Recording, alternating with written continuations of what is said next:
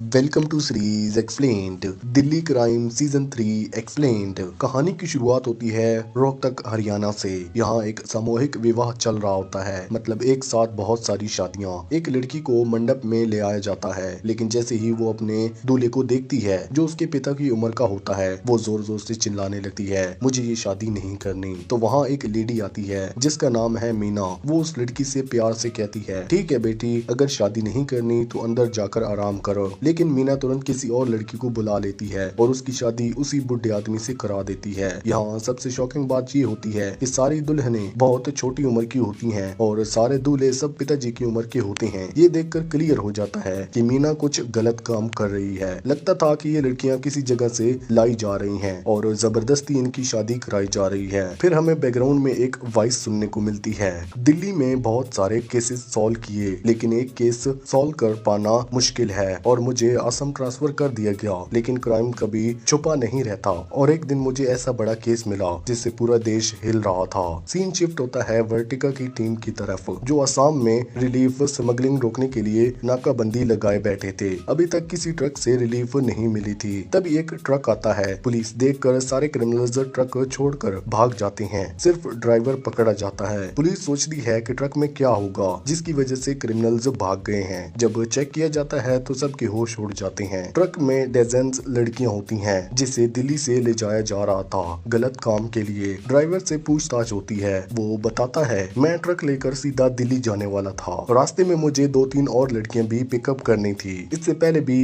एक ट्रक दिल्ली लेकर निकल चुका हूँ, हो सकता है उसमें भी लड़कियां हो। लेकिन ड्राइवर को ये बात नहीं पता थी कि इस नेटवर्क का बॉस कौन है। वीडियो में आगे बढ़ने से पहले अगर आपने वीडियो को लाइक नहीं किया तो लाइक लाजमी कर लेना। अगर आपको इस वीडियो का पार्ट 2 चाहिए तो इस वीडियो के ऊपर 20 लाइक्स कर देना और कमेंट में पार्ट 2 लिख देना। फिर वर्टिका उन सब लड़कियों के बारे में जांच करवाती है। पता लगता है कि इन्हें शहरों में नौकरी देने का झूठा वादा करके यहाँ लाया गया था। कुछ लड़कियों को तो पढ़ी लिखी भी होती हैं। तब वहाँ एक लोकल पुलिस वाला वर्तिका को सोनम नाम की लड़की की फोटो दिखाता है। वो बताता है, सोनम की दादी ने 2 दिन पहले उसकी मिसिंग रिपोर्ट करवा दी थी। सोनम स्मार्ट और पढ़ी लिखी लड़की होती है, हो सकता है ये केस उसे भी लिंक्ड हो। वर्टिका तुरंत दिल्ली में अपने जूनियर भूपेंद्र को फोन करती है। वो कहती है, दिल्ली में लड़कियों से भरा ट्रक जरूर पहुंच गया होगा, जल्द से जल्द पता करो, ये केस बहुत सीरियस है। दिल्ली का सीन दिखाया जाता है। यहाँ पुलिस ऑफिसर नीति सिन्हा उसकी एंट्री होती है। एक पूजा के दौरान वो अपने हस्बैंड को एक औरत के साथ देखती है। असल में नीति और उसके हस्बैंड का ताल्लुक चल रहा होता है, क्योंकि नीति अपनी ड्यूटी की वजह से कभी घर को टाइम नहीं दे पाती। अपने पति को किसी और के साथ देखकर नीति को दर्द होता है, पर वो कुछ कह नहीं सकती। तभी नीति के पास विमला नाम की एक लड़की आती है। नीति का फोन बजता है। कॉल में एक ऑफिसर होता है जो बताता है कि असम में एक छोटी बच्ची छोड़ी गई है जिसे कोई वहां देखकर भाग गया। बच्ची की कंडीशन देखकर लग रहा था कि उसके साथ कोई बहुत बुरा काम हुआ है। ये सुनते ही नीता तुरंत हॉस्पिटल पहुंच जाती है। हॉस्पिटल में बच्ची की हालत देखकर नीता के होश उड़ जाते हैं। बच्ची के गाल पर काटने का निशान था और उसके सर पर भी भारी चोट लगी हुई थी। डॉक्टर नीता से कहती है, बच्ची की कंडीशन बहुत ही क्रिटिकल है, इसकी माँ कौन है, उन्हें बुलाएं। नीता जवाब देती है, हम उसे ढूंढ रहे हैं, जैसे ही मिलेगी हम ले आएंगे। फिर नीता सीधा सीसीटीवी रूम में जाती है फुटेज चेक करने के लिए। फुटेज में एक यंग लड़की नजर आती है जो बच्ची को हॉस्पिटल के गेट पर छोड़कर भाग जाती है। नीता फुटेज में ऑटो का नंबर नोट कर लेती है जिससे वो लड़की आई थी। विमला फुटेज देखकर कहती है, ये लड़की उस बच्ची की माँ तो लग ही नहीं रही, बहुत छोटी लग रही है। नीता तुरंत ऑफिसर जिराज और सुधीर को ऑटो वाला ढूंढने भेज देते हैं। ऑटो नंबर के थ्रू दोनों उस ड्राइवर के घर तक पहुंच जाते हैं। जयरजा पूछता है, एक लड़की जख्मी बची हुई है, तुमने उसे कहाँ उठाया था? ड्राइवर उन्हें एग्जैक्ट एड्रेस दे देता है। इधर असम में वर्तिका अपने सीनियर ऑफिसर के पास जाकर लड़कियों वाले केस के बारे में बताती है। सीनियर उससे कहता है, हम इस केस पर काम नहीं कर सकते, दिल्ली और असम दोनों इन्वॉल्व मिलेंगे, इंटरस्टेट ऑपरेशन मुश्किल होता है। वर्तिका सीधा सीधा बोल देती है, सर ठीक है, आप एक पेपर साइन करके दे दीजिए कि आपने मुझे ये केस लेने से मना कर दिया, ताकि बाद में मुझे कोई सवाल ना उठे। ये सुनते ही सीनियर ऑफिसर घबरा जाता है और आखिर में वो वर्टिका को केस पर काम करने की परमिशन दे देता है। सीन शिफ्ट होता है उत्तम नगर दिल्ली। यहाँ 20 लड़कियों को एक घर में लाया जाता है। इनमें सोनम भी होती है जिसके बारे में मिसिंग रिपोर्ट लिखवाई गई थी। यहाँ एक वुमन क्यालनी उन सब लड़कियों को अपने घर के अंदर ले जाती है और कहती है, अगर तुम सबको नौकरी चाहिए तो सुंदर दिखना होगा, इसलिए मेकअप सीखना होगा।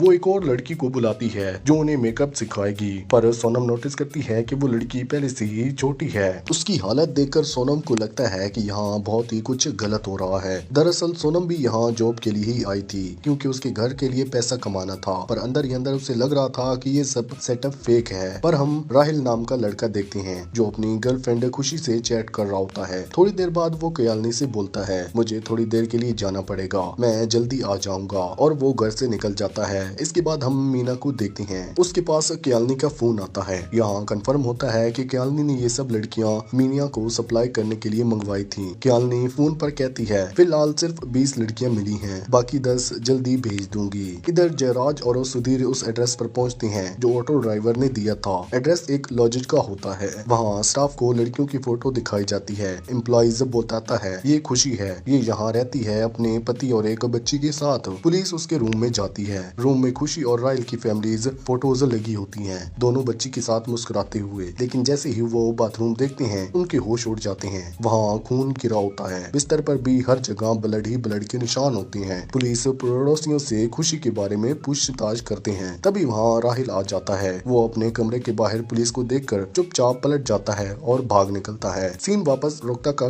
दिखाया जाता है। मीना की असिस्टेंट कौसम 5 नई लड़कियां लेकर आती है। मीना लड़कियों से पूछती है तुम सब इंग्लिश जानती हो ना? सब लड़कियां हाँ में सर हिला देती हैं। मीना उन्हें सपने दिखाती है, मैं तुम सबको बढ़िया नौकरी दिलवाऊंगी, बहुत सारा पैसा कमाऊंगी। लड़कियां ये सुनकर खुश हो जाती हैं। तभी विजय आता है, मीना का लवर। वो इन लड़कियों के नकली पासपोर्ट बनवा कर लाया होता है। मीना विजय से कहती है जॉन गुप्ता को इंडिया से फ्रेश लड़कियां चाहिए, अगर डील हो गई तो हम दोनों खूब पैसा कमाएंगे। इधर वर्तिका दिल्ली आ चुकी होती है। उसका पति और बेटी उसे देखकर बहुत खुश होते हैं। वो एक पार्क में अकेली बैठी होती है। बार बार बच्ची और नूर उसके दिमाग में आ रहे होते हैं। उसे राहिल की मिस कॉल आती है। वो कॉल बैक करती है। राहिल गुस्से में कहता है तुम कहाँ हो? मैंने तुझे लेने आ रहा हूँ। खुशी रोकर बोलती है मैंने नूर के साथ अच्छा नहीं किया, पता नहीं वो किस हालत में होगी। राहिल पूछता है नूर कहाँ है? मैं उसे हॉस्पिटल में छोड़ आई। राहिल कहता है ठीक है वहीं बैठी रहे, पुलिस तुझे पकड़ने आ रही है। और राहिल तुरंत खुशी को ढूंढने निकल पड़ता है। हॉस्पिटल में नूर की हालत और भी खराब हो जाती है। डॉक्टर नीता को नूर की पायल देकर कहती है इस पर अपने पास रखो, यहाँ खो जाएगी। थाने में जयराज नीता को बताता है ना तो खुशी वापस आई ना और ना ही राहिल। जयराज कहता है खुशी ने जो रूम सजाया था उससे लगता है कि ये एक हैप्पी फैमिली थी, खुशी जरूर नूर को देखने हॉस्पिटल आएगी। नीति तुरंत जयराज और विमला को ड्यूटी पर बुलाती है, हॉस्पिटल के आसपास नजर रखो। फिर वो सुधीर से कहती है लॉजिज के एरिया में राहिल का पता लगाओ, ये बड़ा शातिर लग रहा है। सुधीर इन्वेस्टिगेशन में लग जाता है। एक मैकेनिक की शॉप पर कोई आदमी राहिल की फोटो देखकर कहता है ये वही आदमी है जिसने मेरे एक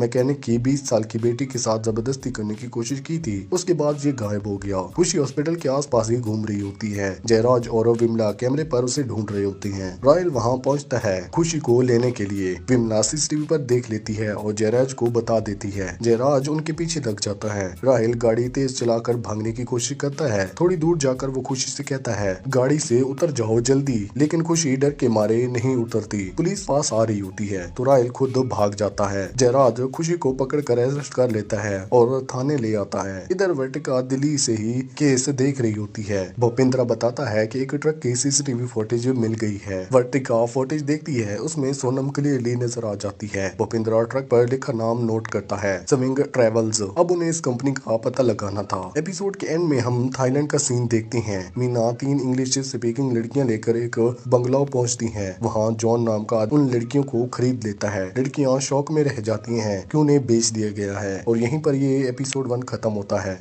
एपिसोड 2 की शुरुआत होती है। जॉन मीना से कहता है मुझे और भी लड़कियां चाहिए। मीना तुरंत मना कर लेती है, पैसा लेती है और वहां से निकल जाती हैं। लड़कियां डर के मारे रो पड़ती हैं, चिल्लाने लगती हैं कि हमारे साथ ऐसा मत करो। तब जॉन के आदमी उन लड़कियों को पकड़ लेते हैं। इसके बाद हम वर्तिका को अपनी बेटी चंदाई के साथ देखते हैं। चंदाई अब एक रिपोर्टर बन चुकी है। वो अपनी माँ से पूछती है वो कोठा जहाँ आपने रेड रही थी वहाँ क्या हुआ था। वर्तिका बताती है कि वहाँ का हाल बहुत ही खराब है। छोटी छोटी बच्चियों को लेकर सप्लाई किया जाता था, इतना टॉर्चर किया जाता था कि वो सोचकर ही डर लगता है। नूर के केस में मीडिया भी आ गई थी। डॉक्टर बोल रही थी कि नूर के बचने की उम्मीद बहुत कम है। इधर नीति आकर बताती है कि वो नूर की माँ को ढूंढ रही है। विमला खुशी से पूछताछ कर रही होती है। खुशी अपनी एज 20 साल बताती है, पर विमला को पता होता है कि वो झूठ नहीं बोल रही। खुशी हर सवाल का गलत जवाब देती है तो विमला वहाँ से निकल जाती है। यहाँ नीता अपने हस्बैंड को मिलकर उससे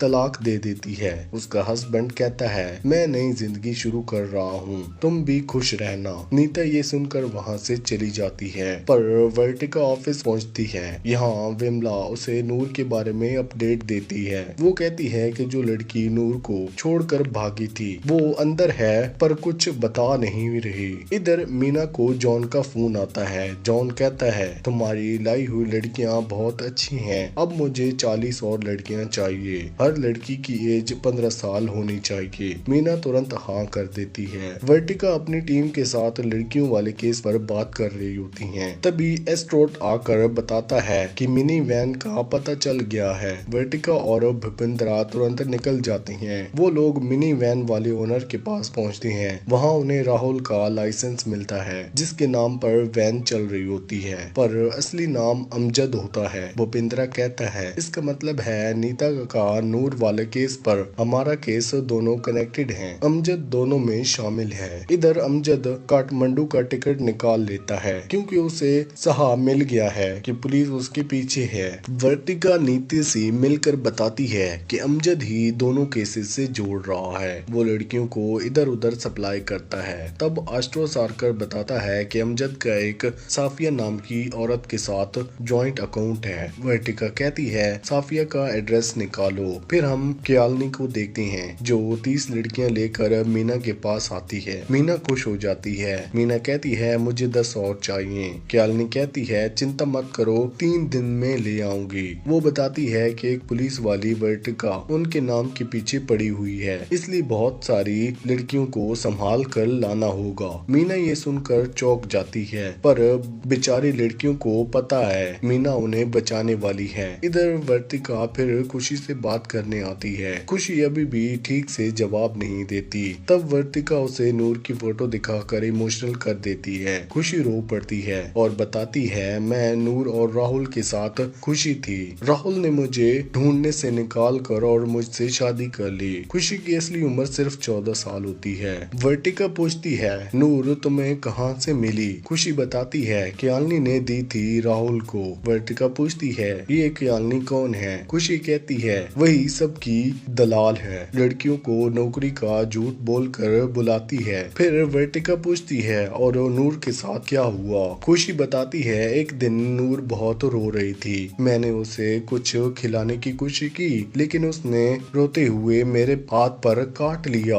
मैं पूरा दिन थकी हुई थी तो मैंने गुस्से में नूर के दोनों गालों पर काट दिया। उसे खून निकलने लगा। जब मैं खून साफ करने बाथरूम में गई तभी नूर बाथरूम में गिर गई। उसके सर पर भी चोट लग गई थी। ये सब देखकर मैं डर गई और उसे हॉस्पिटल में छोड़कर भाग गई। मुझे नहीं पता था कि इतना बड़ा हादसा हो जाएगा। ये सुनकर वर्तिका के होश उड़ जाते हैं। वर्तिका तुरंत क्यालनी का एड्रेस निकाल देती है। इधर नीति और भूपेंद्रा जाकर सीधा क्यालनी को पकड़ लेती हैं। क्यालनी चिल्ला चिल्ला कर बिहेव कर रही होती है जैसे उसने कुछ गलत ही नहीं किया। दूसरी तरफ राहुल साफिया के पास रहता है। उसकी बातियों से पता चलता है कि राहुल पहले सोफिया को धोखा देकर भाग गया था। वर्तिका जज से कहती है इसका नाम लड़कियां सप्लाई करने में आया है। ये छोटा इल्जाम नहीं, हमें क्यालनी की 3 दिन की कस्टडी चाहिए। जज वर्तिका की हालत मानने के बाद 3 दिन की कस्टडी दे देता है। क्यालनी ये सुनकर घबरा जाती है। जब पुलिस क्यालनी को ले जा रही होती है तभी 2 बाइकर्स पर 2 लड़के आते हैं और क्यालनी को गोली मारकर भाग जाते हैं। क्यालनी वहीं पर मर जाती है। वर्तिका बिल्कुल शॉक रह जाती है क्योंकि केस एक अब बड़ी उनके साथ लग गई थी और वो मर गए। और यहीं पर ये एपिसोड 2 खत्म होता है।